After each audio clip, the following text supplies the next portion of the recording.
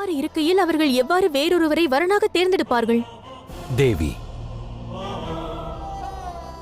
பிரபஞ்சத்தோர் போன்றே கன்னியாகுமரி சக்தியின் வடிவம் என்று அவர்களும் அறிந்திருக்கவில்லை. அதன் காரணமாகவே அவர்கள் மற்றொரு வரன் பற்றி கூறுகிறார்கள். ஆனால் கன்னியாகுமரி அவளுக்கு உண்மை எதுவென்று தெரியும் அல்லவா? தெரியாது.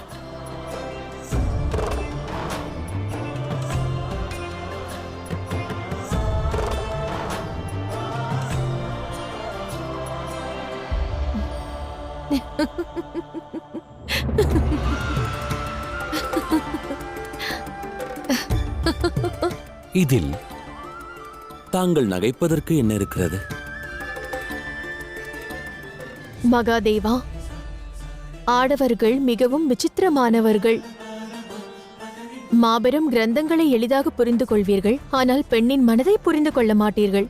அது பிரபஞ்சத்தை படைத்த சிவனாயினும் சரி. ஏன் அவ்வாறு கூறுகின்றீர்கள்? நான் தவறேதும் இழைத்தேனா? கூறுகிறேன் மகாதேவா, கன்னியாகுமரியை பாருங்கள், தங்களுக்கே அனைத்தும் விளங்கும். மகளே, சிவன் அனைவரது விருப்பத்தையும் நிறைவேற்றுபவர். அவரிடம் வரம் கோரு, உனக்கு ஒரு நல்ல வரன் கிடைக்க வேண்டும் என்று.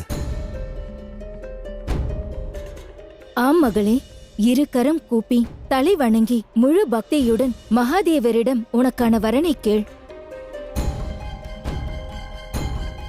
இல்லை, நான் இவரிடம் வரனை கோர மாட்டேன்.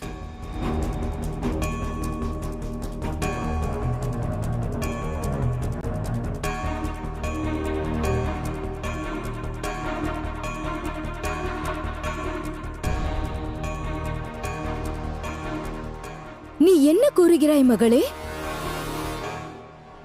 எனக்குரிய வரன் அல்ல, வரனாக இவரே வேண்டும், வரனாக இவரே வேண்டும், வரனாக இவரே வேண்டும்.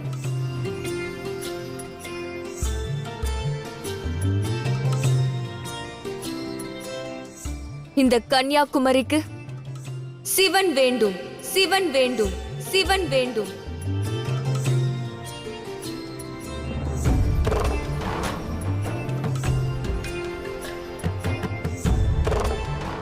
எனது விவாகம் இவருடன் நடக்கும்.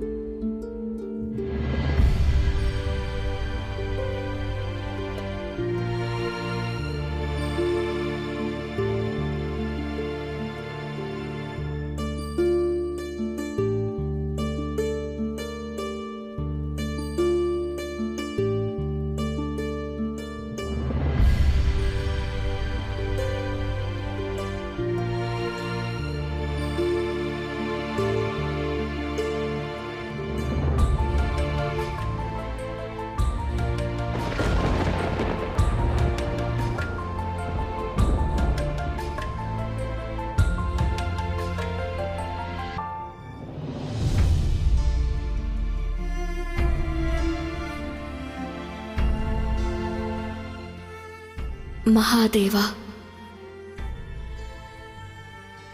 மகாதேவா, மகாதேவா, மகாதேவா, மகாதேவா, மகாதேவா, மகாதேவா.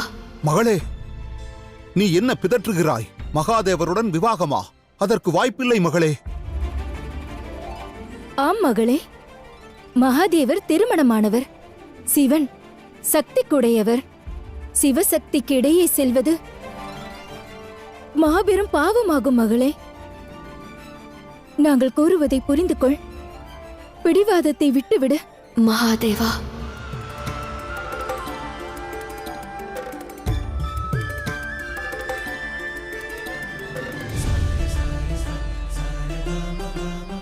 அவர்கள் கூறியது சரிதான். சிவனுக்கும் சக்திக்கும் இடையே எவராலும் வர இயலாது. அனைத்து ரூபத்திலும் தாங்கள் எனக்கும்